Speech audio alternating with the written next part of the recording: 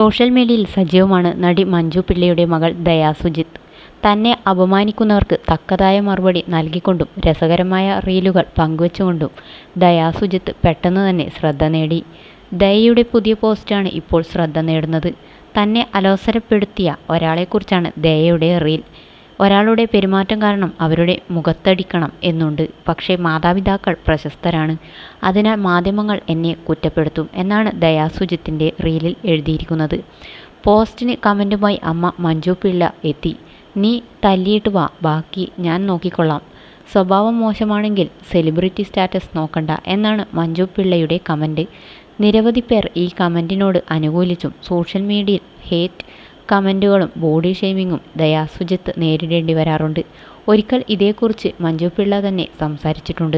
മകൾ ഒരുങ്ങി ഫോട്ടോ ഇട്ടപ്പോൾ വന്ന കമൻറ്റ് മഞ്ജു പിള്ളയുടെ അത്ര സൗന്ദര്യമൊന്നും നിനക്കില്ല എന്നാണ്. എന്തൊരു വിവരമില്ലായ്മയാണ് ആ പറയുന്നത്. അവളേക്കാൾ വേദനിപ്പിക്കുക എന്നെയല്ലേ?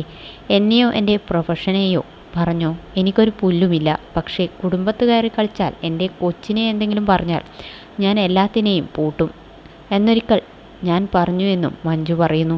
2024 മഞ്ജു പിള്ളയും സുജിത്ത് വാസുദേവും വിവാഹബന്ധം വേർപിരിഞ്ഞത്.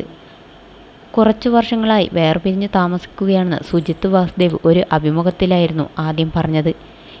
24 വർഷം നീണ്ട വിവാഹബന്ധം ഇരുവരും അവസാനിപ്പിച്ചത് മകൾ ദയാ സുജിത്ത് മാതാപിതാക്കളുടെ തീരുമാനത്തെ ഉൾക്കൊണ്ട് ഒപ്പം നിൽക്കുകയായിരുന്നു. ഒരുമിച്ചു പോകാൻ പറ്റുന്നില്ലെങ്കിൽ പിരിയുന്നതാണ് നല്ലതെന്ന് മകൾ ഇവരെ ഉപദേശിച്ചു. ബന്ധം പിരിഞ്ഞെങ്കിലും തൻ്റെ മകളുടെ അച്ഛനായ സുജിത്തിനോട് ഇപ്പോഴും മഞ്ജു പിള്ളയ്ക്ക് സൗഹൃദമുണ്ട്.